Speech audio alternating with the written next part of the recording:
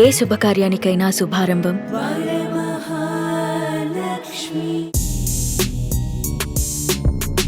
అసలు సినిమాలకు రావాలనే ఆలోచన కానీ ఆశ కానీ మీకు ఉండేదా? ఒక సినిమా చేయాలి అంటే ఒక గుణపాఠం నాకు అందులో నాకు తెలిసింది ఏమిటంటే, ఎలా అనిపిస్తుంది సీరియల్స్ చేయటం అనేటువంటి? సీరియల్ని నేను అందులో ఉన్న లోపాలు చాలా ఉంటాయి కానండి. ఒక సందర్భంలో దాసరి నారాయణరావు గారి దగ్గరకు వచ్చి మీరు బాధపడుతూ మీ కుటుంబపరమైనటువంటి విషయాలు ఆయన దగ్గర చెప్పుకొని, ఒక వ్యక్తి వల్ల మేమిద్దరం గురువు గారి దగ్గరికి రావాల్సి వచ్చింది. ఆర్ యూ ప్రాపర్లీ అవార్డెడ్ అని మీరు అనుకుంటున్నారా? అవార్డెడ్ అని నేను శివపార్వతి ఇన్ని సినిమాలు చేసిన తర్వాత, ఇంత లాంగెస్ట్ కెరీర్ తర్వాత ఆర్థికంగా సమృద్ధిగా ఉన్నారా? హ్యాపీగా ఉన్నారా? నేను పులిని చూసిన అక్క మాట పెట్టుకున్నట్టు నేను పెట్టుకోను. సుమన్ టీవీ ప్రేక్షకులకు నమస్తే and welcome to my show from the bottom of the heart.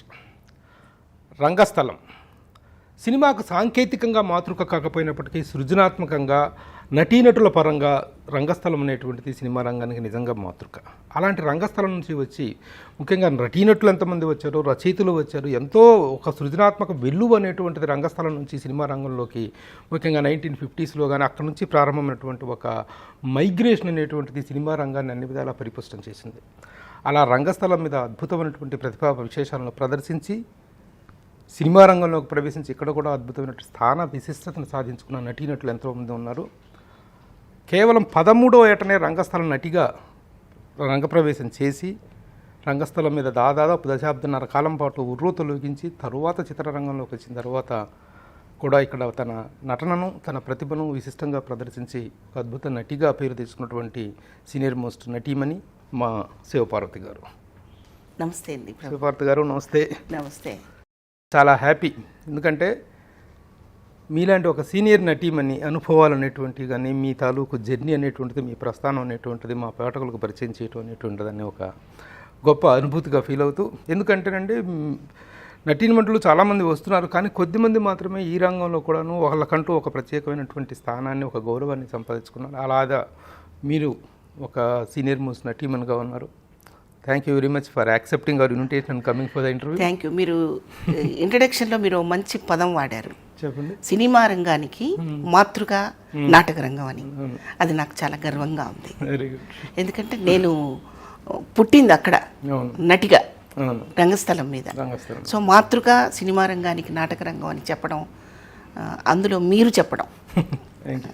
అయితే దీంతో పాటు మీ మీద ఒక అభియోగం కూడా ఉంది. చెప్పండి. ఒక విమర్శ కూడా ఉంది. మీ రంగస్థలం నుంచి వచ్చినటువంటి నటీనటులు కానీ రచయితలు కానీ చాలా మంది మళ్ళీ తిరిగి రంగస్థలం వైపు చూడకుండా, రంగస్థలాన్ని పట్టించుకోకుండా ఉంటున్నారు అనేటువంటిది ఒక అభియోగం ఉంది. నిజమే కదా? అది ఎంతవరకు దాంట్లో ఉన్నటువంటి సాధ్యాసాధ్యాలు ఏంటి? కాదండి. అది ఎప్పటికీ కాదు. ఎందుకంటే నాటక రంగం అనేది ఒక పరిపూర్ణమైన శిక్షణా కేంద్రం. అక్కడ ఆర్టిస్టు పరిపూర్ణంగా తయారవుతాడు. నెక్స్ట్ స్టెప్ ఏంటి? ఇంకా స్పాన్ ఉన్నదేంటి? సినిమా. సో అది క్రెడిట్గా ఫీల్ అవ్వాలి తప్ప మళ్ళీ నాటక రంగానికి వెళ్ళలేదు, తొంగి చూడలేదు అని అనుకోవట్లేదు నేను. ఎందుకంటే చాలామంది అంటే ఇది మళ్ళీ ఎవరినైనా విమర్శించినట్టు ఉంటుందేమో, అది కాదు.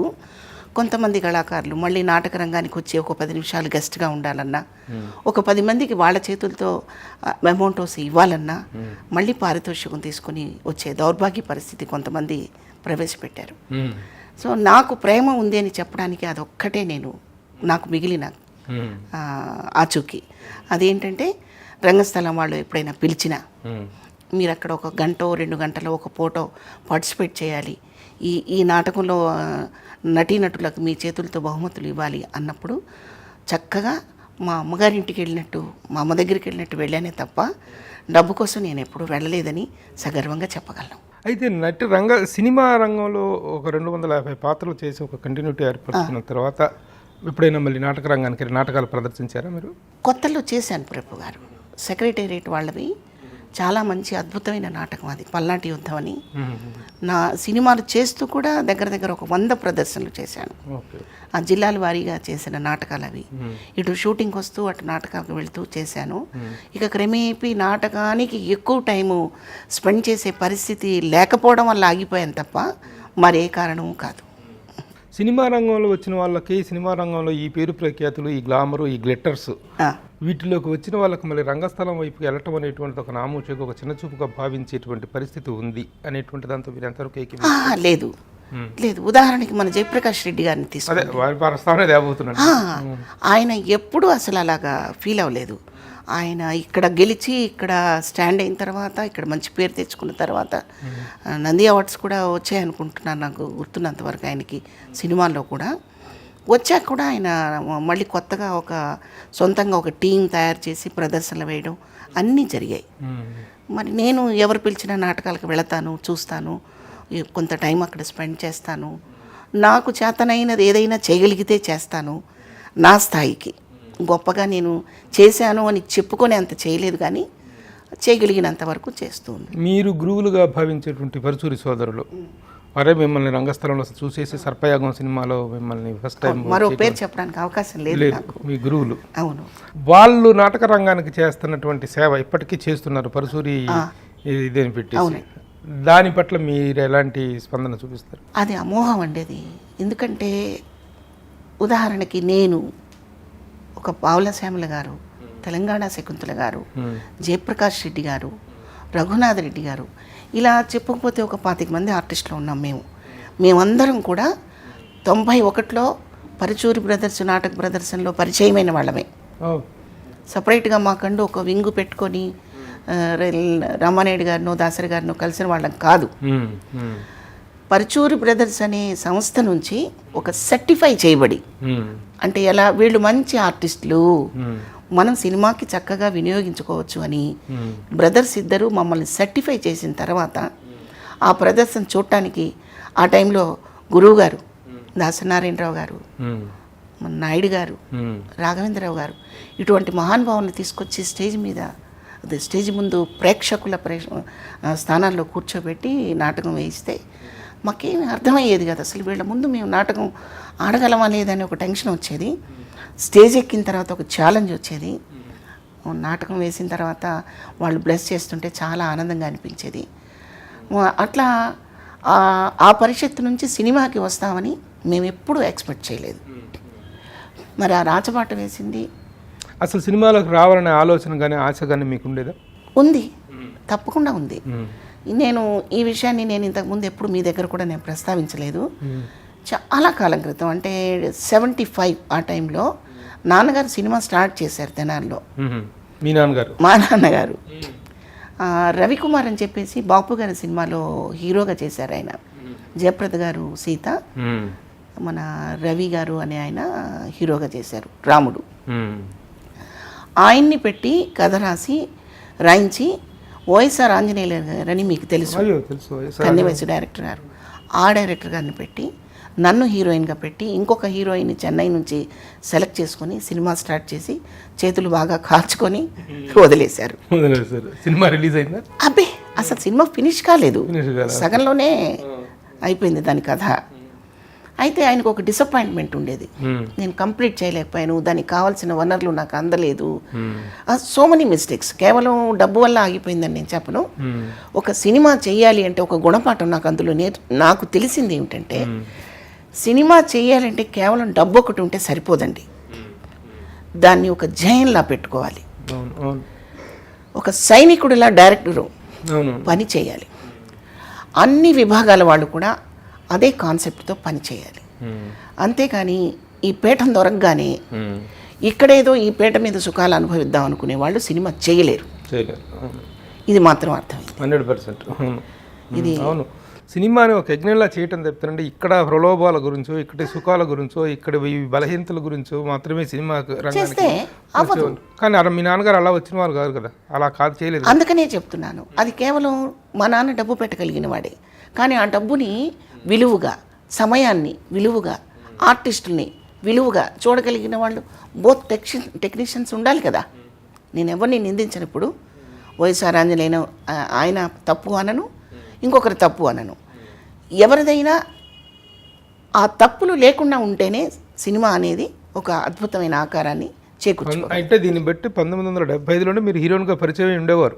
డెఫినెట్గా. కానీ ఎప్పుడు పరిచయం 1991లో ఇండస్ట్రీకి వచ్చారు. బాబోయ్, దాదాపు 16-17 ఏళ్ళ తర్వాత. 91లో. అప్పటికే నేను నాటకాల్లో హీరోయిన్గా చేస్తున్న టైంలోనే ఒక నాటికలో ఒక retired school master wife character చేయాల్సి వస్తే నేను దాన్ని చేయను అనకుండా కొంచెం ఓల్డ్ క్యారెక్టర్ అయినా కూడా నేను చేయడం, అంటే అప్పటికి మీకు గుర్తుండే ఉండొచ్చు, నాకు 29-30 సంవత్సరాలు. ఆ ఏజ్లో నేను పరచూరి బ్రదర్స్ పరిషత్కి పరిచయం అయ్యాను. నేను నా ఏజ్కి నేను వేసిన క్యారెక్టర్కి సంబంధం లేదు, అయినా క్యారెక్టర్ సక్సెస్ అయింది. గురువుగారు వాళ్ళు కూడా బాగా మెచ్చుకున్నారు. ఆ పాత్రకి ఏం కావాలో అవి నేను చేయగలిగాను అని అనుకుంటున్నాను. అందుకే వాళ్ళు నన్ను సెలెక్ట్ చేసుకున్నారు. ఇప్పుడు నటీమణిగా 75లో హీరోయిన్ కావాలనుకుని మిస్ అయిన తర్వాత 91లో నటిగా స్టార్ట్ అయిన తర్వాత సినిమా రంగంలోకి ఎంటర్ అయిన తర్వాత మీ ప్రస్థానం అనేటువంటిది మీ అంచనాలకు తగిన స్థాయిలో జరిగిందని అనుకున్నారా? అసలు లేదు, నాకు తెలీదు. నేను అదే చెప్తున్నాను. ఇప్పుడు నేను ఇక్కడికి వచ్చాను, నాకు చాలా సినిమాలు వచ్చేస్తాయి, లేదా చాలా పేమెంట్లు వచ్చేస్తాయి, నేనేదో అంతనంత ఎత్తుకి ఎదుగుతాను, ఇవన్నీ నాకు ఊహాగానాలు లేవు. అంటే ఎలా ఉండేదంటే పని వస్తుంది చేయాలి, పని వస్తుంది చేయాలి, ఇంకా బెటర్మెంట్గా చేయాలి. అయితే డిసప్పాయింట్మెంట్ అయితే లేదు, అసంతృప్తి అయితే లేదు. నో, నేను ఎప్పుడు అసంతృప్తిగా ఫీల్ అవ్వలేదు. దట్టు ఇంకోటి ఏంటంటే, నేను పనిచేసిన టైంలో దాసరి నారాయణరావు గారు, మీకు తెలుసు ఆయన నేచర్, మీకు పూర్తిగా తెలుసు. అక్కడ కొంచెం విషయం ఉంది అనుకుంటే దాన్ని ఇంకొంచెం ఎక్స్ప్లాయిట్ చేసి రాబట్టగలిగిన గొప్ప మహానుభావుడు ఆయన. నువ్వు చేయగలవు అంటారు ఆయన. వీడు చేయలేకపోతున్నాడు, వెనక్కి నుంచో పెట్టండి అంటే డిసప్పాయింట్ అయిపోతాడు ఆర్టిస్ట్ కదా అండి. కానీ నేను ఈ మాట ఎలా చెప్పగలుగుతున్నానంటే, రౌడీ దర్బార్ అని ఒక సినిమా చేశాను. అంటే చేసిన చాలా సినిమాల్లో రౌడీ దర్బార్ అని ఒక సినిమాలో విజయశాంతి గారు హీరోయిన్, మన సాయి కుమార్ గారు ఒక పవర్ఫుల్ క్యారెక్టర్. నేను సాయి కుమార్ మదర్ క్యారెక్టర్. సాయి కుమార్ గారు వర్షను, ఆయన డైలాగు డిక్షను ఎలా ఉంటుందో మీకు తెలుసు కదా. అంత డైలాగ్ చెప్పాక నాకు డైలాగ్ లేదు. నేను అట్లా చూస్తూ ఉండిపోయా పౌరుషంగా. అయిపోయింది, షార్ట్ అయిపోయింది. నన్ను దగ్గర పిలిచారు గురుగారు. దాని తర్వాత నేను చెప్తావా డైలాగు అన్నారు ఆయన.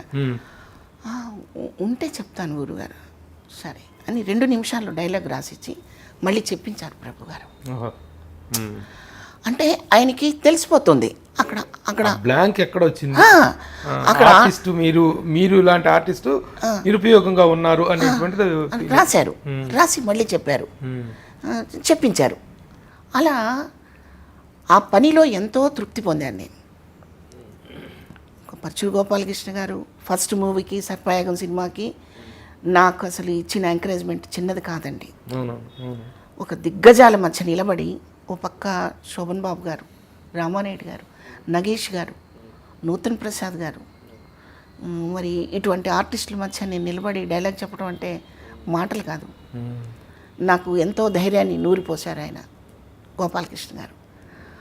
ఆ ధైర్యం అలా వచ్చి దాసరి గారి దగ్గర కూడా, గురువుగారి దగ్గర కూడా చెప్తాను గురుగారు అన్నప్పుడు ఆయన టక్మని ఒక డైలాగ్ రాసిచ్చి చెప్పగలగడం, వీటిల్లో ఆనందం పొందాను తప్ప నాకు ఎంత వస్తుంది, ఏం రావట్లేదు, క్యారెక్టర్ నిడివి ఎంత, అసలు అవకాశం నా మైండ్. మీలాంటి ఒక ఆర్టిస్ట్కి ఒక పేరు ప్రఖ్యాతులు రావాలంటే, ఒక ఐడెంటిటీ రావాలనుకుంటే కొంతమంది దర్శకులు ప్యాటర్నైజ్ చేయాలి. మిమ్మల్ని అలా చేయి పట్టుకు నడిపించి పైకి తీసుకొచ్చినటువంటి దర్శకులు ఎవరు అంటే ఆ లిస్టులో నేను వీళ్ళందరి పేరు చెప్పగలనండి. మొదటిది పరచూరి గోపాలకృష్ణ గారు. 2 అంటే మీరు ప్రొడ్యూసర్నే డైరెక్టర్స్ వీళ్ళందరూ. గురువు గారు దాసరి నారాయణరావు గారు, రాఘవేంద్రరావు గారు, కోడి రామకృష్ణ గారు, నేను పనిచేసిన ఏ డైరెక్టర్ కూడా నన్ను ఎప్పుడూ డిసప్పాయింట్ చేయలేదండి. బి గోపాల్ గారు, నారాయణమూర్తి గారు. అసలు ఇక నారాయణమూర్తి గారు అయితే మీకు చెప్పనక్కర్లే, ఆయన పొంగిపోతారు. ఆయన కళ్ళకి కృష్ణారెడ్డి గారు, ఎస్వి కృష్ణారెడ్డి గారు, ఈవీవి గారి సినిమాలు, ఎస్వి కృష్ణారెడ్డి గారి సినిమాలు. ఈవీవి గారివి చాలా చిన్న క్యారెక్టర్లు చేశానండి. ఆ పెద్దవి చేసే అవకాశం నాకు రాలేదు. ఎస్వి కృష్ణారెడ్డి గారి దాంట్లో మంచి క్యారెక్టర్, ఆహ్వానం కానివ్వండి, అన్ని మంచివి చేశాను. ఎలా వాళ్ళ ప్యాటర్నైజింగ్ ఎలా ఉండేది ఎవరిదండి? మీ పట్ల వాళ్ళ ఆధారం కానీ వాళ్ళ టేకింగ్ ఎలా ఉండేది? కృష్ణారెడ్డి గారు కానీ వీళ్ళందరిది చాలా బాగుంటుందండి. అది సబ్జెక్టే homely subject, family subject, women subject. Women తోటి ఏం చెప్పించాలో అవన్నీ చెప్పించేస్తారు చక్కగా కృష్ణారెడ్డి గారు. ఆ తర్వాత ఒక సీన్లో ఆహ్వానంలో నాది అత్త క్యారెక్టరు, శ్రీకాంత్ గారికి మదరు, రమ్యకృష్ణ గారికి అత్త. జనరల్గా అత్త అనగానే కొంచెం కాంట్రవర్సీగా రాయడం, అవును, నెగిటివ్ రాస్తుంటారు కదా. అత్తను కానీ ఒక విలని అనేటువంటి చిత్రీకరణ అంటే ఏం చేసినా కొడుకునే వెనకేసుకురావడం, కోడలను కానీ కొంచెం దూరం పెట్టడం, అది రైటర్స్ మైండ్లో కూడా అలా ఫిక్స్ అయిపోయి ఉంటుంది అనుకుంటా. ఎక్కువ శాతం అలా ఉన్నాయి. స్వతహాగా మనకి ఒరిజినల్గా కూడా అలాగే ఉంటారు పాపం తల్లులు. కానీ ఒక మార్పు తీసుకురావాలంటే రైటర్ ద్వారానే వస్తుందండి. అది తల్లి కూడా, అత్త కూడా తల్లిలా ఉండొచ్చని రైటర్స్ చాలా సినిమాల్లో చెప్పారు. మీకు పెళ్ళి అనే సినిమాలో చెప్పారు, చాలా సినిమాలు ఉన్నాయిలేండి అలాగా. అలాగే ఆహ్వానంలో డివోర్స్ తీసుకుంటూ ఇంకా తాళి తెంచబోయే టైంలో ఒక మదరు రెస్పాండ్ అయిన విధానం దివాకర్ గారు అద్భుతంగా రాశారు. ఒక డైలాగ్, ఒరే నువ్వు నా చనుబాలు తాగుతూ నా మంగళసూత్రంతో ఆడుకుంటుంటే నాకు అప్పుడు తెలియలేదురా నీ మనస్తత్వం ఇలాంటిది, నువ్వు నాకు పుట్టినవాడివి, నువ్వు ఇలాంటి వాడివి అని నాకు తెలియలేదు. తెలుసుంటే అదే మంగళసూత్రంలో నిన్ను చంపేసేది, అదే మంగళసూత్రంతో నిన్ను చంపేసేదాన్ని రా నేను అని కొడుకుని అడగటం అనేది, కోడల్ని సమర్థిస్తూ కొడుకుని చేస్తూ, అది చాలా విపరీతమైన సింపతి, విపరీతమైన రెస్పెక్ట్ పెరిగింది మీ క్యారెక్టర్. సర్పయాగంలో కూడా అదే కదండి. నా ఫస్ట్ మూవీనే అది. నా ఫస్ట్ మూవీనే కోర్టుకి ఎక్కి నా కొడుకుకి ఉరిశిక్ష వేయండి అని చెప్పేసి అడుగుతుంది తల్లి. ఏమంటే 250 సినిమాల్లో మీరు చేసిన గొప్ప పాత్ర ఏమిటి అని అడగటం కరెక్ట్ కాదు యాక్చువల్గా. కానీ కొన్ని చిరస్థరంగా నిలిచిపోయే పాత్రలు అంటూ ఉంటాయి. మిమ్మల్ని కోట్ చేయమంటే అలాంటి పాత్రలు దేంట్లో చేసాం అనుకుంటున్నారు? ఒక సర్పయాగం కానీ, ఇప్పుడు ఇది ఆహ్వానం చెప్పారు, ఇంకా కొన్ని సినిమాలు కోట్ చేయమంటే ఏ సినిమాలు చెప్తారు? అలా 1, 2 చెప్పలేనండి, చాలా ఉన్నాయి. ఆ చాలా వాటిల్లో కూడా బెటర్మెంట్ ఏంటంటే పాండురంగడు. ఎలా బెటర్మెంట్ అంటారేమో, ఆ సినిమాని పెద్ద ఆయన ఎన్టీ రామారావు గారు చేసిన సినిమా పాండురంగ మహత్యం. ఆ పాండురంగ మహత్యంలో అప్పుడు మదర్ క్యారెక్టరు ఋషేంద్రమణి గారు చేశారు. అదే క్యారెక్టరు నాకు దొరికింది, అదొకటి నాకు ప్లస్ పాయింట్. తర్వాత ఇప్పుడు ఇంకొక ప్లస్ ఏంటంటే కాంబినేషన్ క్యారెక్టరు విశ్వనాథ్ గారు, కె విశ్వనాథ్ గారు. ఆయన సినిమాలో యాక్ట్ చేయడమే భాగ్యంగా భావించే ఆర్టిస్ట్కి ఆయన సరసన నటించాల్సిన అవసరం రావడం ఇంకెంత అద్భుతం కదా, అదృష్టం. ఆ అదృష్టాన్ని నేను పొందాను. ఓ పక్క కె విశ్వనాథ్ గారు, రాఘవేంద్రరావు గారు, ఆ పాత్ర బాలకృష్ణ గారు. నేనైతే బాలకృష్ణ గారితో యాక్ట్ చేసిన ఫీలింగ్ లేదు, నాకు పెద్ద ఆయనతో యాక్ట్ చేసినట్టుగానే నేను ఫీల్ అయ్యాను. శివపార్వతి అనగానే ఒక మదర్, ఒక రెస్పెక్టెడ్ మదర్, ఒక ప్రేమమూర్తి, ఒక మాతృమూర్తి అనేటువంటి ఒక పాత్రలు నెంబర్ ఆఫ్ క్యారెక్టర్స్ మీరు చేశారు. వీటిల్లో అమ్మ పాత్రలకి ఒకనొక జనరేషన్ ఉంది, మొదటి నుంచి మనం చూసుకుంటే. ఇప్పుడు మీరే ప్రస్తావించినటువంటి ఋషేంద్రమణి గారు కానీ, అన్నట్టు అంజలీదేవి గారు కానీ, కన్నాంబ గారు, ఆ తర్వాత శాంతకుమారి గారు, వీళ్ళందరూ ఒక జనరేషన్. ఆ ఇదిలో మీరున్నారు. ఆ అమ్మ పాత్రలో అద్భుతంగా పోషించినటువంటి నటీమణుల కోవలో మీరున్నారు. ఆ తర్వాత తరం చూసుకుంటే ఒక సుజాత గారు, అవునండి, తర్వాత అన్నపూర్ణమ్మ గారు, మీరందరూ ఉన్నారు. ఈ అమ్మ పాత్రలు చేసడంలో ఈ నెంబర్ ఆఫ్ టైమ్స్ అమ్మ పాత్రలు పోషించిన తాలూకా మాతృత్వ ఫీలింగ్ని కానీ దాన్ని మీరు ఎలా ఎంజాయ్ చేస్తుండేవారండి? నేను కంప్లీట్ పొందుతానండి. నేను పొందుతూనే నేను ఆ పాత్ర చేయగలుగుతా. దానికి తగ్గట్టుగా నా అదృష్టం కొద్ది పాత్రలు కూడా అలాంటివే వస్తాయి ఎక్కువ శాతం. ఏవో 4-5 సినిమాల్లో విలన్ క్యారెక్టర్స్ చేశాను కానీ, అంటే ఆర్టిస్ట్ని కాబట్టి దాన్ని ట్యూనప్ చేసుకొని ఇలా చెయ్యాలి, ఇలా బాడీ లాంగ్వేజ్ ఎత్తాలి, ఇలా ఎత్తాలి అని అనుకొని చేయడమే కానీ ఉదార్థం అనేది మాత్రం ప్రత్యేకించి ఏ తల్లికి నేర్పనక్కర్లేదు. ప్రతి స్త్రీలోనూ ఉంటుంది ఆ తల్లి. అదే నేను ఇందాక యాక్చువల్గా విషయం ఏంటంటే ఎన్నో సినిమాల్లో అమ్మ పాత్రలు పోషించి ఒక మాతృత్వాన్ని అద్భుతంగా అభినయించినటువంటి మీరు కొన్ని సినిమాల్లో నెగిటివ్ క్యారెక్టర్స్ చేశారు. అవును, ముఖ్యంగా సీమసింహంలో అవును. బాలకృష్ణ గారికి ఆపోజిట్గా, అంటే బాలకృష్ణ గారు అంటే ఒక ఫైర్ బ్రాండ్ స్టార్కి ఎదురుగా ఛాలెంజ్ చేసేటువంటి ఒక క్యారెక్టర్.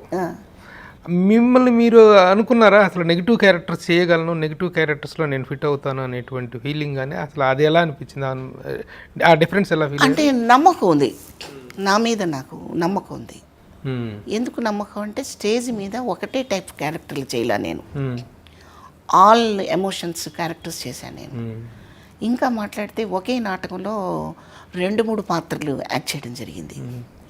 ఉదాహరణకి పల్నాటి యుద్ధం నాటకంలో పేరిందేవి వెరీ సాఫ్ట్, అయ్యో మీరు యుద్ధానికి వెళ్తున్నారా, తిరిగి క్షేమంగా రాగలరా అని చెప్పగలిగేది పేరిందేవి అయితే, మాంచాల వెళ్ళిరండి మీరుగా ఇంకెవరు గెలుస్తారు అని చెప్పగలిగేది మాంచాల. అలాగే ఒక అత్త అనుకోండి, యారగంట్, సాధించి రాసి రంపాన్ని పెట్టే అత్తగారి క్యారెక్టర్లు, అంటే అటువంటి ఎక్స్ప్రెషన్స్ ఉన్న క్యారెక్టర్లు ఆల్రెడీ నేను స్టేజ్ మీద చేయడం జరిగింది. మిమ్మల్ని ఎక్కువగా ఏ క్యారెక్టర్స్కి పిలిచేవాళ్ళండి నాటకానిక? కాదు, సినిమాలో రంగంలో సినిమాల్లో నెగిటివ్ క్యారెక్టర్స్కి పిలిచిన సందర్భం లేదు, చాలా రేర్గా చేసి ఉంటారు. ఒక 4 సినిమాలు చేశాను. ఒక సీమసింహం, ప్రాణం అనే సినిమాలో ఒక 4 సీన్లు క్యారెక్టర్ ఉంటుంది, అది విలన్. నీకు వ్యక్తిగతంగా ఏది ఇష్టం? నాకు ఉదాత్తమైన క్యారెక్టరే నాకు ఇష్టం. మీకున్న ఇమేజ్ అదే కాబట్టి ఆ టైప్ ఆఫ్ క్యారెక్టర్స్. మీరు 13 ఏళ్ల వయసులో రంగస్థలంలో మీ కెరీర్ స్టార్ట్ చేశారు. 13 నుంచి దాదాపు 30 ఏళ్ళ వరకు, అంతే కదండి? 29-30 ఏళ్ళ వరకు రంగస్థలంలో నటించారు. అంటే దాదాపు 17 ఏళ్ళు, 17 ఏళ్ళ పాటు ఇది చేశారు. అంటే మీరు మంచి యవ్వనంలో ఉండగా మీరు రంగస్థలంలో నటించారు. ఆ తర్వాత కూడాను ఒక మంచి ఏజ్లో ఉండగానే సినిమా రంగానికి వచ్చారు. రంగస్థలంలో స్త్రీల పట్ల ఉన్నటువంటి అభిప్రాయము, స్త్రీల పట్ల రంగస్థల వ్యక్తులు కానీ అక్కడ ఉండేటువంటి వాతావరణం కానీ ఎలా ఉండేది, సినిమా రంగంలో ఎలా ఉండేది? ప్రభు గారు, టు బి ఫ్రాంక్గా చెప్పాలంటే ఈ భూమి మీద పుట్టిన ప్రతి మానవుడు చాలా సత్యసంధుడు, నీతిమంతుడు, చాలా 100% క్యారెక్టర్ ఉన్నవాడు అని చెప్పడానికి చాలా తక్కువ మంది ఉంటారు. ప్రభు గారు చాలా తక్కువ మంది ఉంటారు. ఉన్నట్టు నటిస్తారు, ఏది మంచి క్వాలిటీస్ ఉన్నట్టు కొంతవరకు. కొంతమంది నిజంగానే ఉంటారు. ఈ 3 తరహాలు ఎక్కడి నుంచి వస్తాయంటే కుటుంబ నేపథ్యాన్ని బట్టి, ఆ వ్యక్తి పెరుగుదలను బట్టి, ఆ వ్యక్తి మైండ్ని సాధన చేసుకునే దాన్ని బట్టి మంచివాడు చెడ్డవాడు ఉంటాడు. కానీ మొత్తానికి అందరిలోనూ చెడ్డవాడు ఉంటాడు. వాడిని కంట్రోల్ చేయగలిగేది మాత్రం వాడి పరిసరాలు, వాడి చుట్టూ వాడి పక్కనే ఉన్న తల్లి తండ్రి, వాడితో అంటుకుపోయి ఉన్న సమాజము, వాడి ఫ్రెండ్స్, ఇవన్నీ కలిపి వాడిని ఒక మంచి వ్యక్తిగా ఒక గ్రిప్లో పెడతాయి. ఈ గ్రిప్లో పెట్టినప్పుడు వాడు అనుకుంటాడు నేను బాగుండాలి అని. అప్పుడు ఒరిజినల్గా కొంత బయటకు వస్తాడనమాట. అంటే నేనేం చెప్పదలుచుకున్నానంటే ఈ మంచి చెడు అనేది ఆనాటి నాటక రంగంలోనూ ఉంది, ఈనాటి సినిమా రంగంలోనూ ఉంది. నేను స్ట్రైట్గా అడగాలంటే కాస్టింగ్ కౌచ్ అనేటువంటి పదం ఈ మధ్య కాలంలో విపరీతంగా ఆ విమర్శ, ఆ గొడవ, ఆ కాంట్రవర్సీ అనేటువంటి విపరీతంగా వచ్చినటువంటి నేపథ్యంలో కాస్టింగ్ కౌచ్ అనేటువంటి రంగస్థలంలోనూ ఉంది, ఎక్కడైనా ఉంటుంది, ఎక్కడైనా ఎప్పుడైనా ఉంటుంది. మా నాటక రంగం చాలా పర్ఫెక్ట్ అండి, ఇక్కడ ఏమీ ఉండవండి అని నేను అనకూడదు. ఎందుకంటారేమో ఆ రోజు పుట్టిన మనిషి ఈ రోజు వరకు ఉండే ఉన్నాడు. ఇప్పుడు నేను ఉన్నాను కదా, నాకు ఇప్పుడు 59, 60. అంటే నా 13 ఏట నుంచి నాటక రంగానికి వచ్చి ఆ జనరేషన్ని చూసి ఇక్కడికి వచ్చాను, ఇక్కడ మనుషుల్ని చూశాను. మరి అక్కడ చాలా మంచిగా ఉంది, ఇక్కడ చాలా చెడుగా ఉంది, ఇవేం లేవండి. మంచి చెడు అనేవి ఒక 100 సంవత్సరాల క్రితం కూడా ఉంటాయి. మీకు రావణాసురుడు ఎక్కడి నుంచి వచ్చాడు? ఇప్పుడు కొత్తగా వచ్చాడు 2020లో, లేదు కదండి. సో మన కథల్లోనూ మన పురాణ కథల్లోనూ అటువంటి పాత్రలు ఎప్పుడు ఉన్నాయి. ఎలా ఛేదించాలి, ఎంతవరకు వాడుకోవాలి, ఎలా వాడుకోవాలి అనేది తెలిస్తే ఎక్కడైనా రాణించవచ్చు, ఎక్కడైనా జయించవచ్చు. ఈ కాస్టింగ్ కౌచ్ అనేటువంటి దాన్ని వ్యక్తిగతంగా మీరు ఫేస్ చేసిన సందర్భాలు ఉన్నాయా? ఉంటాయి. ఉంటాయి, ఉండకుండా ఉండవు. దాన్ని మనం పెద్ద బోర్డు పెట్టేసి దాన్ని ఇంకొంచెం ఇంకేదో ఎక్స్ప్లైట్ చేసి చూపించి అవసరమే ఉందండి. ఇప్పుడు పెద్ద అవకాశాన్ని నాకు చేజారిపోతుంది అనుకున్నప్పుడు, చేజారిపోతుందేమో అని భయం నాకు ఉన్నప్పుడు, నా టాలెంట్ మీద నాకు నమ్మకం లేనప్పుడు నువ్వు తప్పు చేసి అవతల వాడిని తప్పు అంటే నేను ఒప్పుకోను. ఫస్ట్ ఆఫ్ ఆల్ నా మీద నాకు కాన్ఫిడెన్స్ ఉండాలి. ఓ పెద్ద సినిమా మిస్ అయింది, పోనీ చిన్న సినిమా వస్తుంది, బతుకుతాం కదా, భూమి మీద ఉంటాం కదా, ఇవాళ కాకపోతే రేపు గుర్తిస్తారు కదా అన్న పేషెన్సీ నాకు లేనప్పుడు తొందరపాటులో చేసే తప్పుడు పనులవి. అంతే తప్ప అదే పని మీద, అదే వ్యాపారం మీద సినిమా ఇండస్ట్రీకి వచ్చి కోట్లు కోట్లు ఖర్చు పెట్టి ఇక్కడ ఒక బాహుబలి లాంటి సినిమాలు, లేకపోతే ఒక చారిత్రాత్మకమైన ఒక అన్నమయ్య, శ్రీరామదాసు, శ్రీరామరాజ్యం, ఇవన్నీ చేసేవాళ్ళు ఈ చిన్న పనికిమాలిన పని కోసం వస్తారని నేను అనుకోను. ఎవరు చేస్తారంటే ఆ పని, నేను సినిమా వాడిని నేను ఒక హ్యాట్ పెట్టుకొని, నేను సినిమా వాడిని నేను ఒక బోర్డు పెట్టుకొని అమాయకులని పాడు చేయడానికి అతి తెలివిగాళ్ళు ఎవరో వస్తారు. అది తీసుకొచ్చి ఓ పెద్ద పెద్ద సంస్థలకి పులిమితే నేను ఒప్పుకోను. అయితే అదేలేండి, మొత్తం ఇండస్ట్రీకి అట్రిబ్యూట్ చేయటం అనేటువంటిది కరెక్ట్ నేను ఒప్పుకోను. అయితే పెద్ద సంస్థల్లో జరగలేదా, పెద్ద పెద్ద వాళ్ళు చేయటం లేదా అంటే అది వాళ్ళ స్వవిషయం అండి. నేనెవరిని మాట్లాడటానికి? నేను అవకాశం ఇచ్చినప్పుడు మీరు అలాగే అంటారు, నేనంటూ అవకాశం ఇస్తే మీరు కూడా బుద్ధిమంతులానే ఉంటారు. కాస్టింగ్ కౌచ్ తాలూకు ప్రెజర్స్ అనేటువంటి మీరు వ్యక్తిగతంగా ఫేస్ చేసిన సందర్భాలు ఉన్నాయా? నేను అదే మీకు సింపుల్గా చెప్పేశా. ఈ అవకాశం నాకు పోతుందేమో అని భయం నన్ను ఏం చేస్తుంది, ఆ పనికి పాల్పడేలా చేస్తుంది, ఒక తప్పు పనికి పాల్పడేలా చేస్తుంది. ఆ భయం నాలో లేనప్పుడు ఈ అవకాశం మరొకసారి వస్తుందని నువ్వు ఆగినప్పుడు అది నాతో కాకపోతే ఇంకేదో అవకాశం ఉన్న చోట చేస్తారు తప్ప నన్నేం ప్రెషర్ చేయరు అని అడుగుతున్నాను, నేను చెప్తున్నాను. అది అదంతా మీ వ్యక్తిగతమే, yield or not to yield అంతే అంతే అనేటువంటిది మీ ఎవరెవరి వ్యక్తుల వ్యక్తిగతం. ఎవరైనా అంతేనండి, నేనే కాదు, ఎవరైనా సరే. అంటే వీళ్ళందరూ ముందుగానే ఆ అవకాశం పోతుందేమో, ఈ ఒక్క అవకాశం పట్టుకుంటే నేను పెద్ద హీరోయిన్ అయిపోతాను, పెద్ద స్టార్ని అయిపోతాను అని ఒక ఇమాజినేషన్ ఆ తప్పుదారికి మళ్ళిస్తుందండి. అది కూడా నికాల్సైన డైరెక్టరు, నికాల్సైన ప్రొడ్యూసరు, నికాల్సైన సంస్థలు చెయ్యరండి, చేయరు. ఇప్పుడు పెద్ద పెద్ద సంస్థల్లో నేను యాక్ట్ చేశాను, మీకు తెలుసు. వాళ్ళందరూ ఏమీ చేయలేదా అని మీరు నన్ను అడగండి, చేసి ఉండొచ్చు. అది వాళ్ళ ఇష్టం, వాళ్ళ సౌలభ్యం, అవతల వాళ్ళ ఇష్టం, అంటే మ్యూచువల్ అంతే. కానీ మరి ఈ కాస్టింగ్ కౌచ్ మీద ఈ మధ్య విపరీతంగా జరిగినటువంటి దీన్ని మీరు ఏమంటారు? మీరు దాని ఆ ఉద్యమాన్నో, ఆ గొడవనో, ఆ కాంట్రవర్సీని మీరు ఏ కోణంలో చూస్తారు? అది వాళ్ళ అమాయకత్వం అండి. అలా చేసినందువల్ల భయపడిపోయి పెద్ద పెద్ద హీరోయిన్ వేషాలు ఇచ్చేస్తారని ఏదో అనుకుంటారు, ఇంకా దూరం పెట్టేస్తారు, ఇంకా దూరం పెడతారు, ఇంకా భయపడతారు తప్ప ఏమీ జరగదు. అయినా అసలు ఒక అవకాశం ఇస్తే ఆ అవకాశాన్ని ప్రూవ్ చేసుకొని గెలిచి అప్పుడు మాట్లాడాలి. కానీ అసలు అవకాశమే ఇవ్వకుండా, అవకాశమే నువ్వు ఏమీ చేయకుండా, ఏమీ అసలు తెర ముందుకు రాకుండా నేను మహానటిని, నన్ను గుర్తించలేదంటే ఎలా అండి చెప్పండి? కాస్టింగ్ కౌచ్ అనేటువంటి దానికి స్పందించాలా లేదా, ఆ అవకాశం దాన్ని ఎలా రిసీవ్ చేసుకున్నదో ఆ అమ్మాయిల వ్యక్తిత్వానికి సంబంధించి, ఆ అమ్మాయిల వీళ్ళకి సంబంధించి ఉంటుందండి. కానీ ఇన్ జనరల్గా సినిమా ఇండస్ట్రీలో స్త్రీ గౌరవం, స్త్రీ స్థానం, స్త్రీ ఔన్నత్యం అనేటువంటివి సస్టైన్ అయ్యే పరిస్థితులు వ్యక్తిగతంగా ఉన్నాయని మీరు అనుకుంటున్నారా? ఖచ్చితంగా ఉన్నాయని నేను చెప్పగలను. ఎందుకంటే నా పరిజ్ఞానంలో నేను చెప్తున్నాను. స్త్రీ కదండి, స్త్రీ అంటేనే ఒక ఆకర్షణీయమైన వస్తువు. ఆకర్షించకపోతే పబ్లిక్ మమ్మల్ని ఎందుకు చూస్తారు? అందంగా లేకపోతే అసలు జనం మమ్మల్ని ఎందుకు చూస్తారు? చూడరు. అందంగా ఉండాలి, వాడి ఊహల్లోకి వెళ్ళాలి, వాడి ఆలోచనలోకి వెళ్ళాలి, వాడి డ్రీమ్ గర్ల్ అవ్వాలి, అయితేనే చూస్తాడు ప్రేక్షకుడు. వాడి డ్రీమ్ గర్ల్ అవ్వడంలో తప్పు లేదు, అది డ్రీమ్ వర్కే ఉండాలి. అయితే ఇప్పుడు సినిమా ఇండస్ట్రీలో మహిళలు వాళ్ళ వ్యక్తిగతంగా వాళ్ళ ప్రవర్తన వల్ల, వాళ్ళు చేసే క్యారెక్టర్స్ వల్ల కూడాను వ్యక్తిత్వాన్ని కోల్పోతున్నారు అనేటువంటి అభిప్రాయం అయితే ఒకటి ఉంది. కొంతమంది హీరోయిన్లు విషయమే తీసుకుందాం. ఒకప్పుడు హీరోయిన్ అంటే ఒక ఉదాత్తమైన భావన, ఒక ఉదాత్తమైన పాత్ర చేస్తున్నటువంటి, ఈ పాత్ర చేస్తున్నాను కాబట్టి నేను ఇంకొక వ్యాంప్ క్యారెక్టర్ చేస్తే దీని తాలూకు ప్రభావం దాని మీద పడుతుందేమో. అవును, ఇంత మంచి పాత్రలు చేస్తున్నాను, ఇంత మదర్గా చేస్తున్నాను, అమ్మ పాత్రలు చేస్తున్నాను, లేకపోతే ఒక గొప్ప కథానాయిక పాత్రలు చేస్తున్నాను, నేను తర్వాత ఇంకొక వ్యాంప్ క్యారెక్టర్ చేయకూడదు అనేటువంటి ఒక కన్సిడరేషన్, ఒక డిజైనింగ్ అనేటువంటిది ఉండేది. కానీ ఈ రోజున అసలు మామూలుగా ఇండస్ట్రీలో ఉన్నటువంటి జనరల్ ఒపీనియన్ ఏంటంటే పాత్రల కోసం ఎక్స్పోజ్ చేస్తేనే ఇది అనేటువంటి అభిప్రాయం ఉంది. కానీ ఈ రోజున హీరోయిన్ని ఎవరంత బలవంత పెడుతున్నారని ఇంత నీచంగా ఎక్స్పోజ్ చేస్తున్నారండి, చెప్పగలరా? ఎవ్వరు బలవంత పెట్టట్లేదండి. ఇప్పుడు దాకా నేను చెప్పింది కూడా అదే. వాళ్ళు ఒక ఇమాజినేషన్ చేసుకొని ఇంకా హైప్కి వెళ్తామని ఒక ఫీలింగ్ తప్ప ఏమీ ఉండదు. మీరు గుర్తు చేసుకోండి, ఒకప్పుడు స్టేజ్ మీదకి హీరోయిన్స్ అందరూ జయచిత్ర గారు, జయసుధ గారు, జయప్రద గారు, వీళ్ళందరూ, శ్రీదేవి గారు, వీళ్ళంతా స్టేజీ మీదకి వస్తే ఒక చక్కగా ఒక అమ్మ తల్లుల్ని చూసినట్టు ఎంతో ఒక పెళ్లి కూతురులల్లి కళకళలాడుతూ పట్టు చీరలు కట్టుకొని బంగారు ఆభరణాలు వేసుకొని చక్కగా తలనిండా పూలు పెట్టుకొని ఎంత బాగా వచ్చేవాళ్ళండి వాళ్ళు.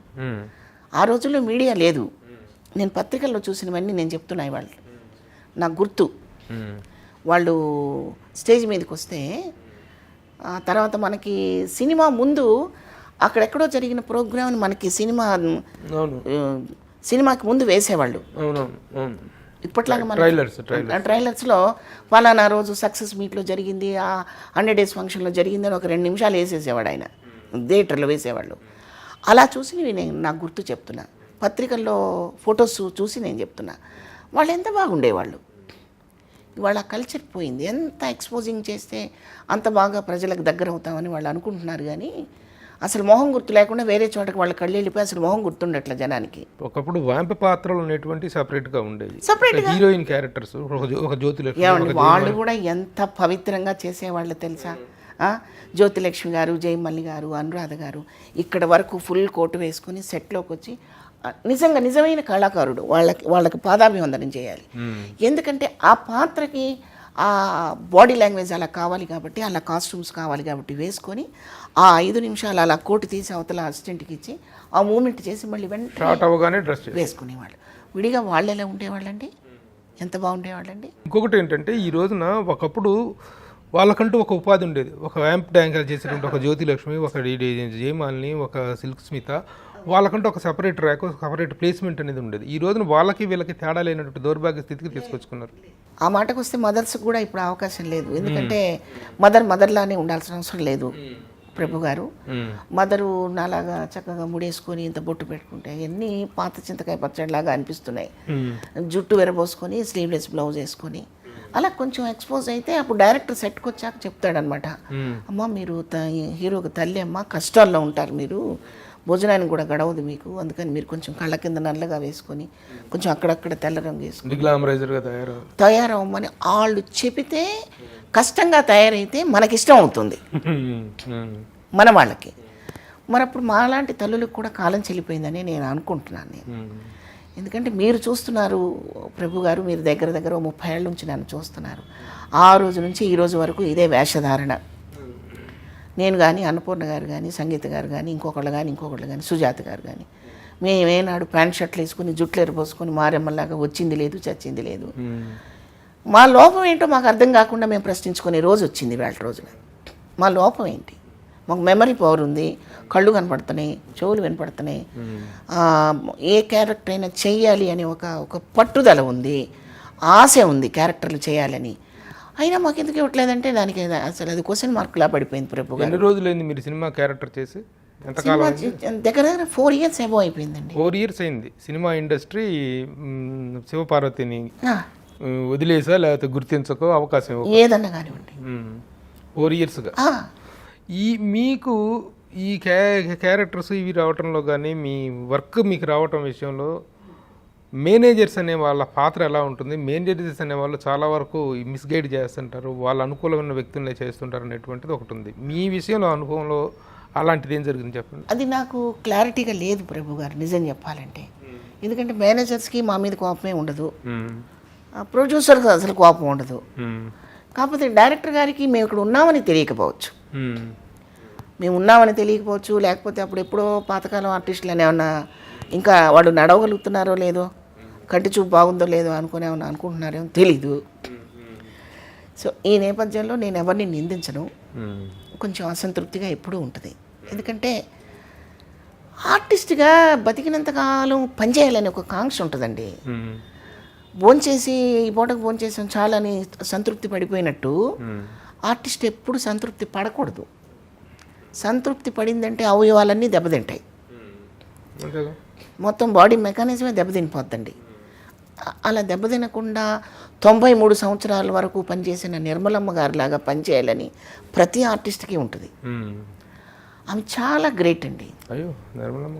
ఆమెని కొన్ని సినిమాలకి సెట్ వరకు ఇప్పుడు ఇక్కడ కూర్చున్నాం అనుకోండి, శివమ్మ నన్ను అక్కడ దాన్ని నడిపించాడు వాళ్ళు అంటే నేను ఊరికే అట్లా పక్కన నించుంటే నా భుజం మీద చేసి అక్కడ దాకా నడుచుకుంటూ వచ్చి అక్కడికి వచ్చాక మనిషి ఎలా ప్రవర్తించేవారో తెలుసా అండి. 90 ఏళ్ళ మనిషిలాగా ఉండేవాళ్ళు కదా ఆవిడ. కెమెరా ముందుకు రాగానే ఏంట్రా అనేది ఆమె.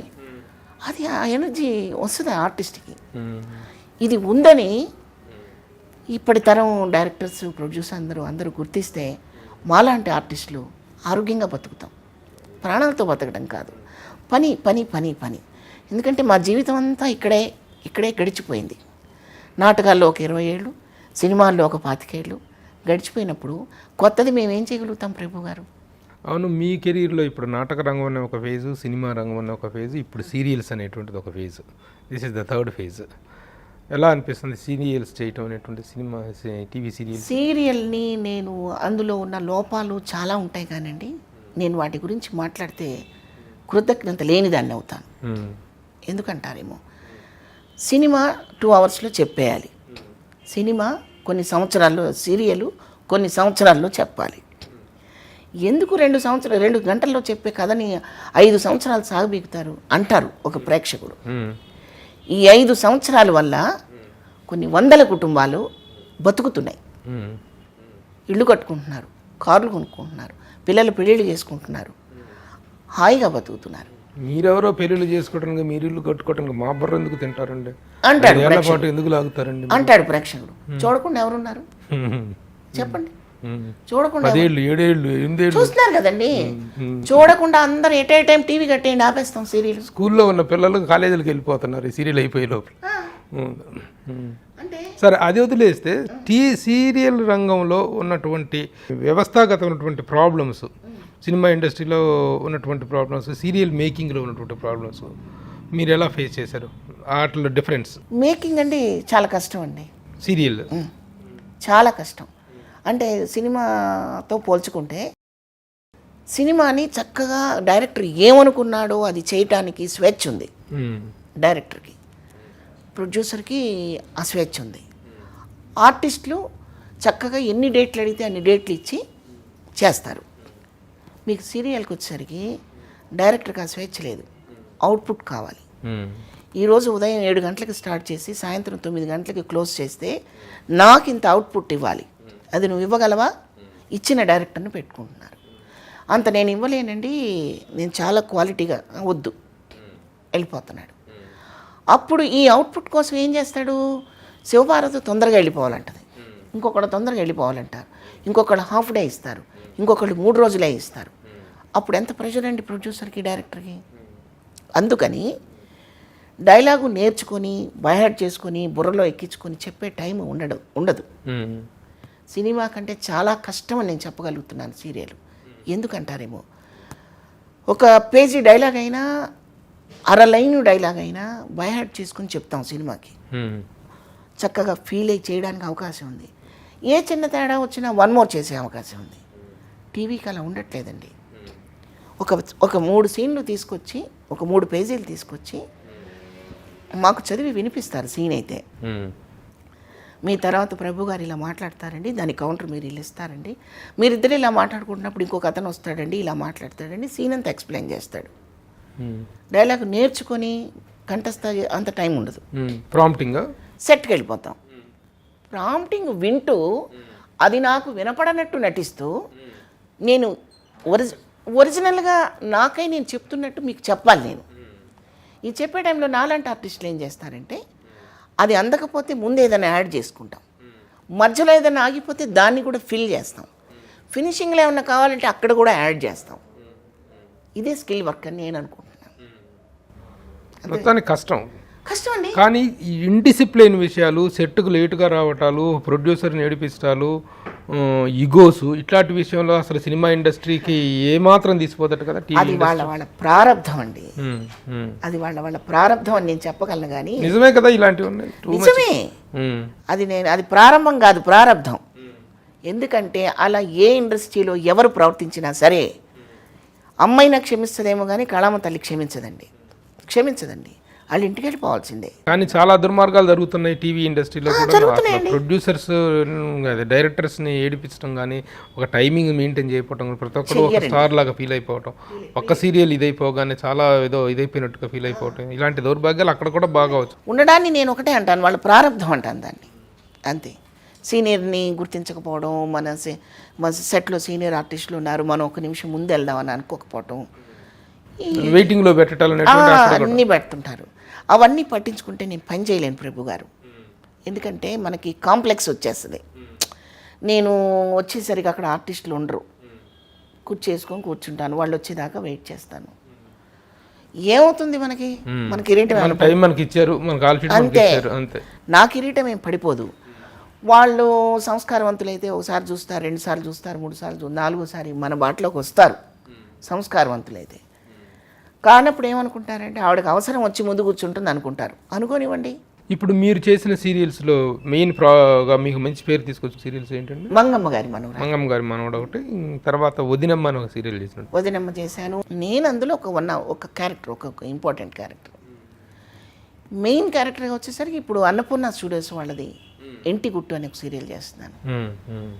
బాగుంది, సీరియల్ బాగుంది, నా క్యారెక్టర్ బాగుంది. ఇప్పుడు ఈ సినిమాల్లో వచ్చినటువంటి 4 సంవత్సరాల గ్యాప్ ఏదైతే ఉందో, దీన్ని ఈ టీవీ సీరియల్స్ అనేటువంటి ఫిలప్ చేయటం మీకు హ్యాపీగా ఉంది? ఈటీవీ చేశానండి, ఈటీవీ సీరియల్స్ చేశాను 2, జీ తెలుగు 3 సీరియల్స్ చేశాను. ఇప్పుడు రన్నింగ్లో ఉన్నది కూడా జీ తెలుగుదే. మా ఛానల్లో చేశాను బంగారు పంజరం. ఎక్కడ గ్యాప్ ఇవ్వకుండా టీవీ సీరియల్ అని పిలిస్తే చక్కగా వెళ్ళి నా పని నేను చేసుకొని వచ్చాను. రెమ్యునరేషన్ వైజ్ ఎలా ఉంటుంది సినిమా ఇండస్ట్రీలో ఇచ్చే రెమ్యునరేషన్? ఏమీ తక్కువ లేదు ప్రభు గారు. టీవీ సీరియల్ ఇది ఎంత శక్తి ఏం చెప్పాల్సిన అవసరం ఏం లేదు. తక్కువ చేసి ఇవ్వడం అనేది ఏమీ లేదు. కాకపోతే బడ్జెట్ అనేది డెఫినెట్గా సినిమాకి సీరియల్కి చాలా డిఫరెన్స్ ఉంటుంది. దాన్ని బట్టి మా దగ్గర ఏదైనా కొంచెం తగ్గండి అని అడుగుతారు అంతే తప్ప, మరి చెప్పుకోలేని పేమెంట్లు, తీసుకోలేని పేమెంట్లు, చాలా తక్కువకు పనిచేసేస్తాను అన్న ఫీలింగ్ నాకైతే లేదు. అయితే ఈ మధ్య వచ్చే కొంతమంది రిటైర్డ్ హీరోయిన్స్ కూడా సీరియల్స్కి వచ్చి లకారాల్లో తీసేసుకొని సీరియల్స్ చేస్తున్నారు. దానివల్ల ప్రొడ్యూసర్ నష్టపోతాడు. అది కరెక్ట్ కాదు. మీకు గౌరవప్రదమైన రెమ్యునరేషన్ అందుతుందని మీరు అనుకుంటున్నారు? బాగానే ఉందండి. ఏదో మీరు అడుగుతున్నారు కాబట్టి ఛానల్లో నేను ఇప్పుడు సీరియల్ చేస్తున్నానని కాబట్టి కాదండి. పొరపాటును కూడా నేను అలా అనుకుంటే అది అన్యాయం అండి. ఎందుకంటే ఈ 4 ఏళ్లలో నేను సినిమా చేయడం లేదు, వర్క్ చేయడం లేదు అన్న ఫీలింగ్ నన్ను చాలా తొలిచేసేది. పని చేయకపోతే పని, గుర్తింపు, లాభం, ఒక పక్కన పని ఉంది, నాకు అంటే ఒక ఐడెంటిఫికేషన్ ఉంది, నాకు మంచి రెమ్యునరేషన్ ఉంది. మంచి అంటే దీనికి ఒక లిమిట్స్ లేవు ప్రభు గారు. ఇప్పుడు పర్ డే నాకు 50,000 కావాలి, 1,00,000 అంటే ఇవ్వలేరు. మీరు మీ సంతృప్తిని ఎక్కువగా దేంతో కొలుసుకుంటారు? క్యారెక్టర్ తోట, డబ్బుతోట? ప్రథమంగా పాత్రతో. రెమ్యునరేషన్ అనేది సెకండరీ మ్యాటర్. ఎందుకంటే నా సినిమాలన్నీ అలాగే జరిగాయి. రెమ్యునరేషన్ ఎంత ఇస్తారు అని అడగకుండా చేసిన సినిమాలు చాలా ఉన్నాయి. వాళ్ళు ఎంత ఇస్తే అంత తీసుకుని సంతృప్తిగా ఉన్న సినిమాలు చాలా ఉన్నాయి. ఇప్పటికీ చెక్కులు బీరువాలో చాలా ఉన్నాయి. చెక్కులు ఉన్నాయి. ఎందుకంటే ఏ ప్రొడ్యూసర్కి మమ్మల్ని ఇబ్బంది పెట్టాలని అనిపించదు. ఒక ఆర్టిస్ట్గా అటు సినిమా రంగంలో కానీ, నాటక రంగంలో, సినిమా రంగంలో, టీవీ రంగంలో, ప్రతి రంగంలో కూడా కాంపిటీషన్ అనేటువంటిది చాలా ఇదిగా ఉంటుంది. ఏ క్యారెక్టర్ హీరోయిన్లతో కాంపిటీషన్ ఉంటుంది, క్యారెక్టర్స్తో. మీరు కాంపిటీటర్గా ఫీల్ అయిన యాక్టర్ ఎవరైనా ఉన్నారా నటీమని? కాంపిటీషన్గా నేను అంటే అది ఎలా చెప్పాలి, ఇప్పుడు నాకైతే ఇప్పటివరకు అలాంటి సందర్భం ఎదురవ్వలేదండి. ఇప్పుడు అమ్మ పాత్రలు వేస్తున్న వాళ్ళు ఇంకా చాలా మంది ఉన్నారు. ఒక అన్నపూర్ణమ్మ గారు ఉన్నారు. ఎవరి వాళ్ళకే వస్తూ ఉన్నాయి. ఇప్పుడు అన్నపూర్ణ గారి పాత్రలు ఆవిని దాటుకొని నాకు రావటం, లేకపోతే నావి దాటుకొని ఆవిడికి వెళ్ళటం. ఎందుకంటే ఒకే సినిమాలో అన్నపూర్ణ గారు, సుజాత గారు, సంగీత గారు, వెన్నెరాడ నిర్మల గారు ఎంతమంది ఒకటే సినిమాలో చేసాం. సీమసింహంలో డిఫరెంట్గా ఉన్నాయి ఆ పాత్రలు. ఒకటి విలను, ఒకటి సాఫ్ట్, ఒకటి సాధారణం, ఒకటి కష్టాల తల్లి, రకరకాలు ఉన్నాయి అందులో. ఇలా విభజించబడ్డాయి క్యారెక్టర్లు. ఓకే, కాంపిటీషన్ ప్రెజర్ మీ పాత్రలు మీకు వచ్చినాయి, మీరు హ్యాపీగా చేసుకుంటూ వెళ్ళేసారు. నాకు గుర్తున్నంత వరకు ఏం లేవు. అయితే ఇప్పుడు టీవీ సీరియల్కి వచ్చేసరికి కాంపిటీషన్ అనేది కొంచెం రావచ్చు. ఎందుకంటే ఇప్పుడు టీవీల్లో కూడా పరభాష తల్లులు, పరభాష ఫాదర్లు ఎంటర్ అవుతున్నారు. అలాంటప్పుడు అది కాంపిటీషన్గా అనుకోవాలో ఏమనుకోవాలో నాకైతే తెలియదు. ఇంకా దాని గురించి నేను భయపడదలుచుకోలేదు. ఎందుకంటే మనం చేయగలిగిందే చేస్తాం తప్పితే చేయలేనిది ఏం చేస్తాం ప్రభు గారు? చెప్పండి.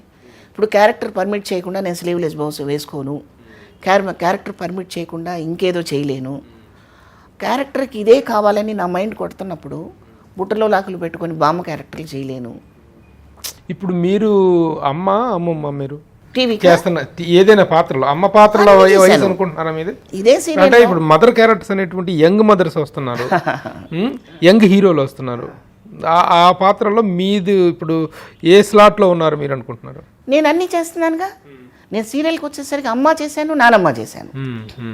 ఇప్పుడు సినిమాకైనా నేను నానమ్మ చేయడానికి నేను ఎప్పుడూ ఆంక్షలు పెట్టుకోలేదండి. ఎక్సలెంట్ క్యారెక్టర్లు ఉంటాయండి నానమ్మలో.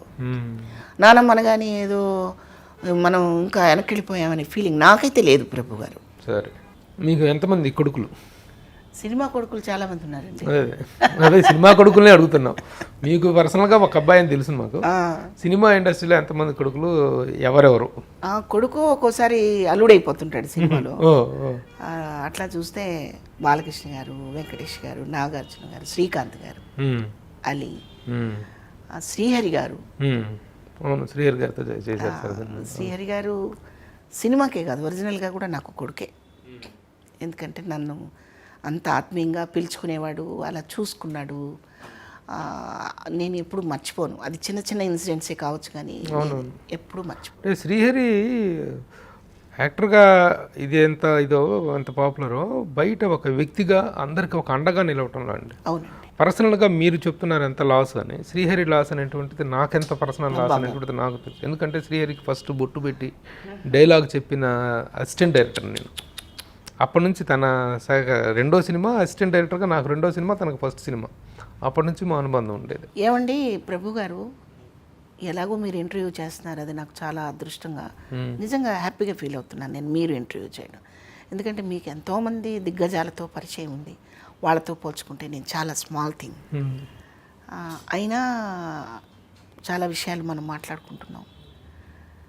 నేను కొంతమందిని కోల్పోవడం నేను నిజంగా నా వ్యక్తిగత లోపంగా ఫీల్ అవుతున్నానండి. వ్యక్తిగతమైనటువంటి నష్టం వ్యక్తిగతంగా చాలా. ఎందుకంటే ఏదైనా ప్రాబ్లం వస్తే దాసరి గారి దగ్గరికి వెళ్ళి ఇదండి గురువుగారని చెప్పడానికి ఆయన లేరు.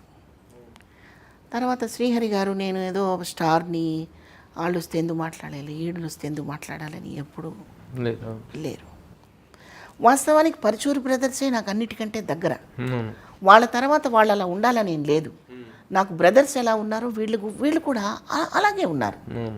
ఇప్పుడు నేను గురువుగారి దగ్గరికి వెళ్ళి, పరుచూరి గోపాలకృష్ణ గారి దగ్గరికి వెళ్ళి, గురువుగారు అబ్బాయి పెళ్లి గురించో, లేకపోతే ఇంకో దాని గురించో, లేకపోతే ఇల్లు కొనే విషయంలోనో, ఇంకో ఏ ప్రాబ్లం అయినా వాళ్ళతో నేను చెప్పుకోగలను. నా సొంత తండ్రిలాగా, నా సొంత మనుషుల్లాగా. ఈ అవకాశాన్ని శ్రీహరి గారు, ఒక రామానాయుడు గారు, దాసరి గారు ఇవ్వాల్సిన అవసరం లేదు కదా. వాళ్ళు కూడా అలాగే ఉన్నారు. ఈ విషయం మీకు తెలుసు. మనకి ఏదో చాలా పెద్ద గొడుగు పోయిన ఫీలింగ్ నాకైతే. వీళ్ళందరూ అంటే ఎవరికి చెప్పాలి? చెప్పుకునే వాళ్ళంటూ లేకుండా పోయారు ఈరోజు ఇండస్ట్రీ. చెప్పుకునే వాళ్ళు ఎవరు లేకుండా పోయారు. అసలు చెప్తే వినేవాళ్ళు ఉండాలి కదా, లేరు. విశేషం ఏంటంటే, అంటే ఇది మీరు నమ్ముతారు నాకు తెలుసు, గురువు గారికి ఫోన్లో మాట్లాడాలంటే దాసరి గారికి రామారావు గారు కింద అమ్మ 5 నిమిషాల తర్వాత ఫోన్ కల్పిస్తా తల్లి అనేవారు. 5 నిమిషాల తర్వాత ఫోన్ కలిపితే గురువుగారు మాట్లాడేవారు.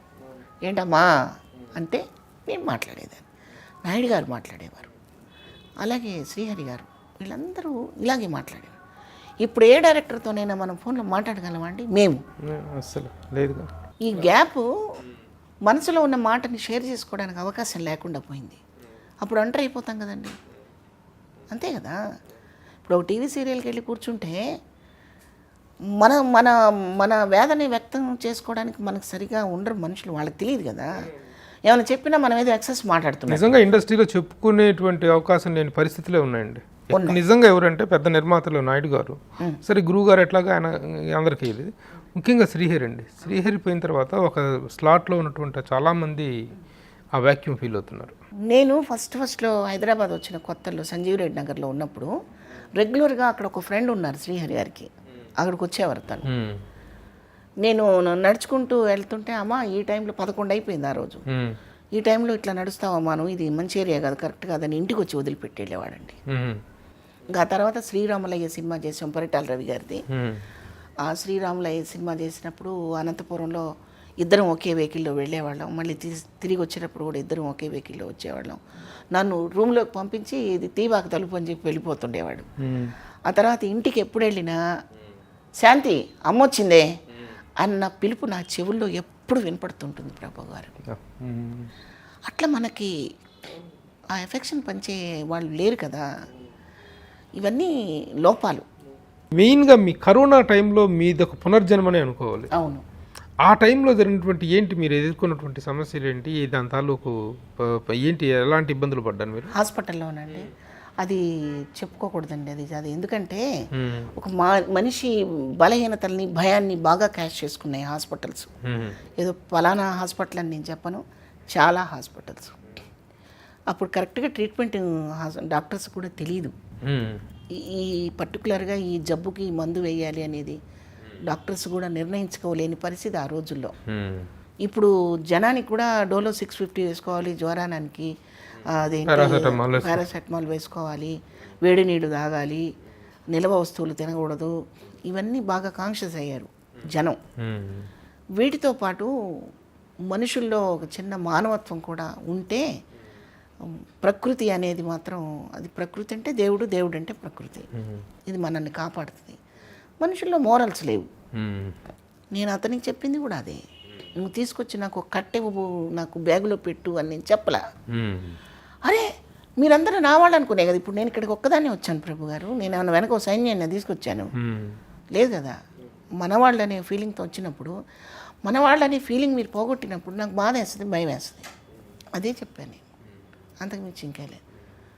అది అది వాళ్ళ ఇష్టం, మనకేం సంబంధం లేదు. వ్యక్తిగతంగా మీ కుటుంబపరమైనటువంటి విషయాలకు వస్తే ఎలా ఉన్నారు మీరు, మీ హస్బెండ్? ఆ మధ్యలో చిన్న కాంట్రవర్సీలు, గొడవలు జరిగినటువంటి విషయం నా దృష్టికి వచ్చింది. ఎందుకంటే మీరు ఒక సందర్భంలో దాసరి నారాయణరావు గారి దగ్గరకు వచ్చి మీరు బాధపడుతూ మీ కుటుంబపరమైనటువంటి విషయాలు ఆయన దగ్గర చెప్పుకొని బాధపడ్డాను. నేను పక్కనే ఉన్నాను, దాసరి గారితో ఉన్నాను. తర్వాత నేను కూడా కొంత ఆ విషయాల్లో మాట్లాడాను. ఏం జరిగింది, ఏం జరుగుతుంది, ఇప్పుడు ఎలా ఉంది అంటే ఇది అనాదిగా వస్తున్నదండి. ఆర్టిస్ట్ అనగానే ఆర్టిస్ట్కి సంబంధించిన భర్తకి సంబంధించిన ఫ్యామిలీ ఉంటారు చూసారా, వాళ్ళకి ఆర్టిస్ట్ విలువ తెలీదు. ఆర్టిస్ట్ అంటే కేవలం డబ్బు సంపాదించే ఒక వస్తువు అనో, లేకపోతే కొన్ని విలువలు లేని మనుషులను అనుకుంటుంటారు. ఆ కోవకు చెందిన ఒక వ్యక్తి వల్ల మేమిద్దరం గురువుగారి దగ్గరికి రావాల్సి వచ్చింది.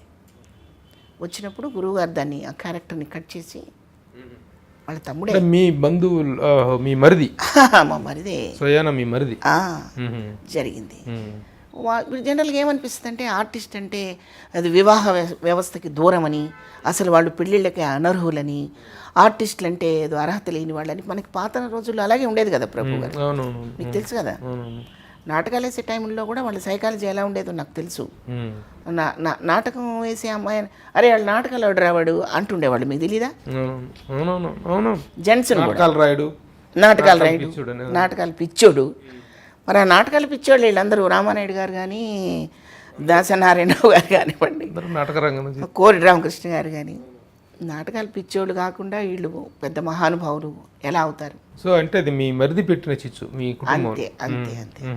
ఇక మా వారికి నాకు అనేవి అంటే చెప్పాను కదా, ఇప్పుడు ఫ్యామిలీలో నాకు ఇలా నచ్చాలి అని భార్య అనుకున్నా, ఇలాగే ఉండాలని భర్త అనుకున్నా, పెట్టిపోతుంది. ఎన్నెన్నో పాత్రల్లో పోషించారు మీరు, కుటుంబ పరంగా ఇది చేసుకుని గొప్ప ఉదాత్తమైనటువంటి పాత్రలు పోషించారు. కానీ కుటుంబ పరంగా అలాంటి పాత్రల తాలూకు అనుభవాలు కానీ అలాంటి పాత్రల తాలూకు సంఘర్షణ అనేటువంటి రియల్ లైఫ్లో కూడా ఫేస్ చేసినటువంటి సందర్భం ఉండి ఉంటుంది. ఎందుకంటే నేను ప్రత్యక్షంగా చూశాను. తప్పకుండా ఉంటుందండి, ప్రతి ఫ్యామిలీకి ఉంటుంది, నాకే కాదు, ప్రతి ఉమెన్కి ఉంటుంది, ప్రతి ఫ్యామిలీలోనూ ఉంటుంది. అయితే దాన్ని సున్నితంగా కాంప్రమైజ్ అయిపోవడమే అంతే. అలా అవ్వకుండా కాపాడుకోవడానికి నేను కళ్యం అని ఇప్పుడు ఆయనకు కూడా తెలిసింది. బాగుంది. ఇప్పుడు ఈ కళ్యం లేకపోతే ఇది పరిగెత్తి దేన్ని ఢీ కొట్టేదో అని. దేనికి కళ్ళెం వేసేవాళ్ళు మీరు? అలవాట్లు డ్రింకింగ్ అనేటువంటిది బాగా, దానివల్ల ఇబ్బందులు పెడుతుండేవాడు. మీరు కళ్ళెం అది సహజం కదా, అది మనిషిగా ఉండనివ్వదు కదా. వేరేగా మాట్లాడిస్తుంది, వేరేగా చూపిస్తుంది, వేరేగా మాట్లాడిస్తుంది. వాటిని నిజం అనుకుని రెస్పాండ్ అయితే లైఫ్ పెట్టిపోద్ది. లేకుండా ఇప్పుడు మానేసి దారికి వచ్చారా మీ వారు? చాలా 90% మామూలుగా ఉన్నారు. ఆయన బాగుండటం కూడా నాకు కావాలి. ఎందుకంటే నా ఫ్యామిలీ, నా కొడుకు, నా ఇల్లు అది కుదురుగా పొదరిల్లాగా ఉంటే సంతోషంగా ఉంటుంది. విచ్ఛిన్నం అయిపోతే నాకు ఇష్టం ఉండదు. దాసరి నారాయణరావు గారు కట్ చేసిన ఆ వ్యక్తి మళ్ళీ మీ జీవితాల్లో ఎప్పుడు రాలేదు. ఎంత మంచి మాట మాట్లాడారంటే గురువుగారికి నేను ఇంత తెలుసా అని నేను ఆశ్చర్యపోయాను. అరే బాబు, ఆ పిల్ల నాటకాలు వేసుకొని కష్టపడి సినిమాలకు వచ్చి ఇంత మచ్చ తను వేయించుకోకుండా, ఇంత చెడ్డ పేరు తెచ్చుకోకుండా టీవీ సీరియల్స్ కూడా చేసుకుంటూ కష్టపడి బతుకుతుందిరా. దాని కష్టాన్ని దోసుకుంటా వింటారు పిచ్చోడా. ఇంకొకసారి నీ ఫోన్ వస్తే మాత్రం నువ్వే ఉండవు, జాగ్రత్త అని మాట్లాడారు.